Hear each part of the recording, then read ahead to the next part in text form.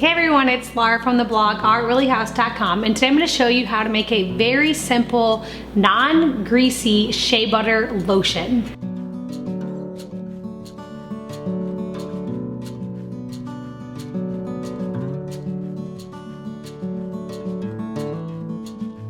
So for this recipe, you only really need 2 ingredients, which is shea butter and coconut oil. So with those 2 ingredients, if you melt them in a double boiler and then allow them to set up, whip it together with a hand mixer, you're gonna have this really fluffy, nice, whipped body butter made with shea butter and coconut oil, which both those have amazing benefits for the skin. They're really good at moisturizing and hydrating the skin. It's really good, especially for dry skin as we go into these cooler months.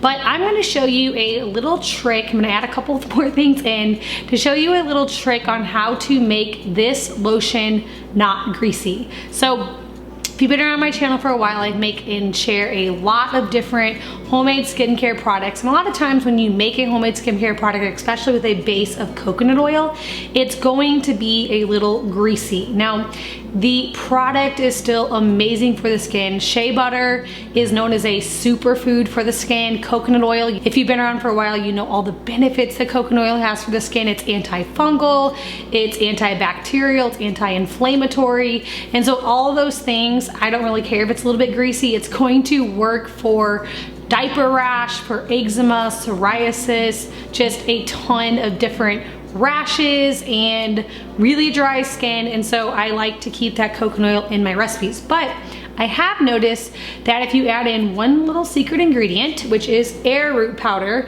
it can help to absorb some of that oil and it can make the lotion non-greasy and more like the conventional lotion that you're used to. So if you are new to making your own products, you'll find out that yes, you can make them, they work really well, but they're not always the exact same as the ones we buy in the store, and that's because they add in added chemicals and toxins and things that we really don't want to put on our skin or even bring into our home in there to get things to fuse better, have a better texture, have a different smell. Sometimes you might notice that things don't lather or feel the exact same way that it did when you're using the conventional kind, but in return you're getting something that's completely natural and healthy and good for your skin. And it's a lot cheaper to make your own, especially if you're trying to buy natural products at the store, because this stuff is like pennies per dose, like per use. Like as you use it, it costs like a penny maybe to use it. So anyway, we're gonna get started here. I have a double boiler, and if you don't have a double boiler, like I don't actually have one, you can make your own by putting a pot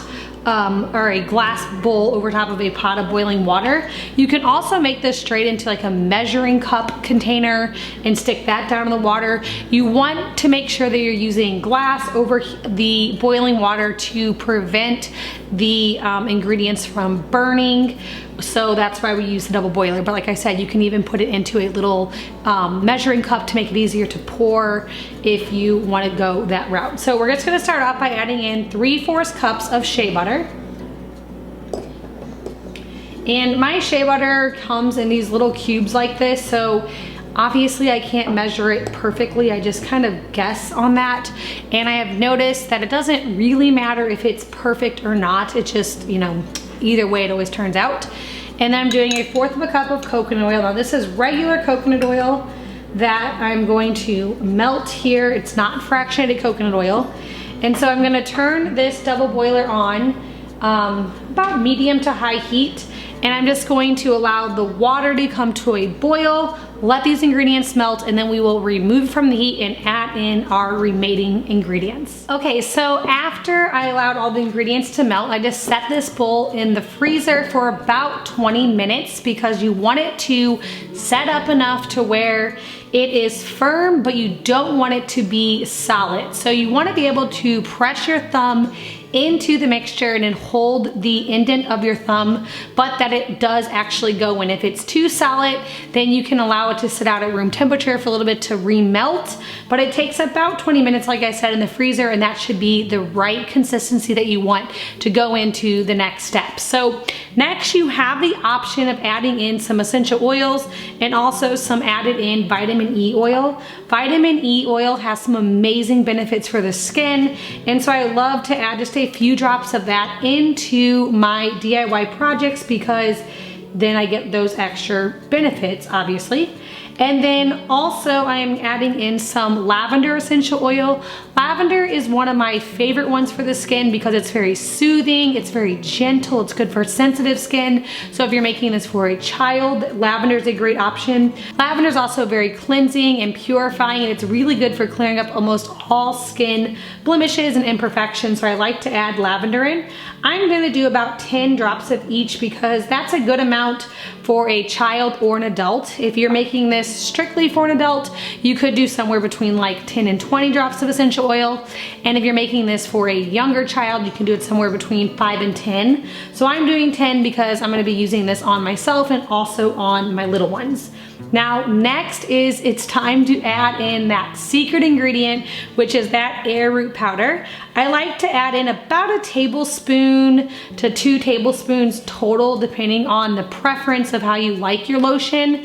But I like to just sprinkle in a little bit at a time. And then I'm going to whip this up with the handheld mixer.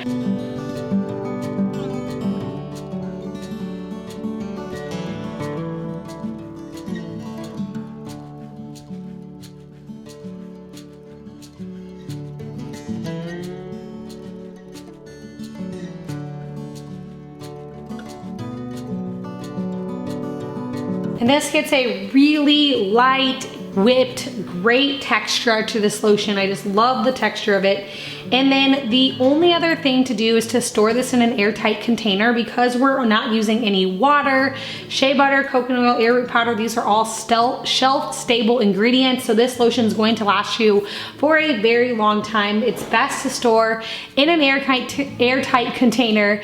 And it's also best to use glass because over time, essential oils can actually break down plastic. So unless you have a really thick, high-grade plastic, it's best to use glass. So I just use a little mason jar like this. You can see I already had some lotion in here before, and I'm just going to put it in here. Because it has coconut oil in it, you'll want to keep it in temperatures below 76 degrees because coconut oil does melt over 76 degrees. So if you live in a hotter climate, you can store this in the refrigerator.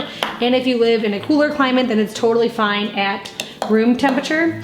If it does happen to melt, what you can do is you can put it back into the refrigerator or the freezer to allow it to set up, and you can re-whip it. I do find here in my home that it is okay to leave out at room temperature and it stays the right texture. So that's it, guys. That is the most simple lotion. You really only need that coconut oil, shea butter, and that arrowroot powder to make this non-greasy, perfect little shea butter lotion that's great for anti-aging. It's really good at restoring dry skin, adding moisture, and hydrating. I've shared a ton of different healthy natural skincare products here on the YouTube channel before, from face washes to moisturizers to body butters. And so if you want to see those, I'll have a link to that complete playlist down in the description box below. I also have lots of resources for you there with some ebooks and some printable labels. So if you guys want any of that, be sure to grab all that as well. And then if you're new to my channel, hit that subscribe button. I get out new videos every week sharing different essential oil education, natural remedies, and healthy recipes. Thank you so much for stopping by, and I'll see you in the next one.